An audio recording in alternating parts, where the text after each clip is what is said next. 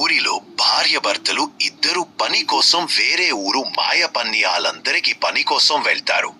అక్కడ జమీందారు తనకున్న 100 ఎకరాల్లో కాపలా ఉండమని వారికి కావాల్సిన వసతులు అన్నీ కల్పిస్తూ ఒక గుడిసెలో అన్నిటినీ ఏర్పాటు చేస్తాడు. వారు అక్కడ పొలాన్ని కాపలా కాస్తూ నివాసం ఉంటున్నారు. అక్కడ ఊరి పొలిమేరలో తనకు ఏదో తెలియని ఒక వింత ఆకారం తలపై నిప్పుతో దూరంగా కనిపిస్తూ ఉండేది. తను దగ్గరికి వెళ్తే అది మాయమైపోతుంది. తను ఏదో భ్రమ అనుకునేవాడు. అంతకు మునుపు 2-3 సార్లు అలా కనిపించింది అతనికి. తర్వాత అక్కడ గ్రామదేవత గుడి ఒకటి ఉండేది.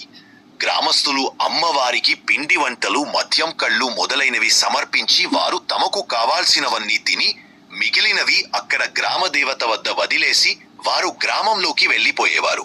అదే రాత్రి పొలాన్ని కాపలా కాస్తున్న వ్యక్తి అమ్మవారి గుడి దగ్గరకు వచ్చేసరికి పిండి వంటలు రకరకాలుగా కనిపించేసరికి తను తిన్న వరకు తిని కొన్ని తనతో తీసుకెళ్లాడు. రాత్రి 12 గంటల సమయంలో తను కాపుల ఉంటున్న పొలంలో గేదెలు పడి పొలాన్ని ఆగం చేస్తున్నాను కనిపించింది. ఇంకొక వైపు దొంగలు బియ్యం బస్తాలను తీసుకొని వెళ్తున్నట్లు, దొంగతనం చేస్తున్నట్లు కనిపించింది. తను తీరా అక్కడికి వెళ్లేసరికి దూరంగా వెళ్తున్నట్లు కనిపించేది. అక్కడ ఏమీ ఉన్నట్లు తెలిసేది కాదు. తను అంతా అలసిపోయేలాగా పరిగెత్తే ఆయన, కాని అక్కడ ఏమీ ఉండేది కాదు. అప్పుడు తనకు ఇదంతా తనకు భ్రమలాగా అనిపించింది. అతను చేసిన తప్పు తెలుసుకొని తన వద్ద తెచ్చుకున్నటువంటి పిండి వంటలను మరల తిరిగి అమ్మవారి వద్ద వదిలి వచ్చాడు. ఆ తరువాత అతనికి అలాంటిది మళ్ళీ ఇంకా కనిపించలేదు. తప్పు చేశానని ఒప్పుకొని చంపలేసుకున్నాడు.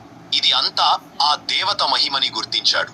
తరువాత కొంత సమయానికి అంతకు ముందు కనిపించినటువంటి నల్లటి ఆకారము నెత్తిపైన మంటతో కనిపించింది. అతను ఒక్కసారిగా భయపడ్డాడు. తీర చూస్తే వెనకెవరూ లేరు. ఒంటి నిండా చెమటలతో నిండిపోయింది. కంగారుగా అతని గుడిసె వైపుకు నడవడం ప్రారంభించాడు. పార్ట్ 2 కోసం తిరిగి మళ్ళీ కలుద్దాం.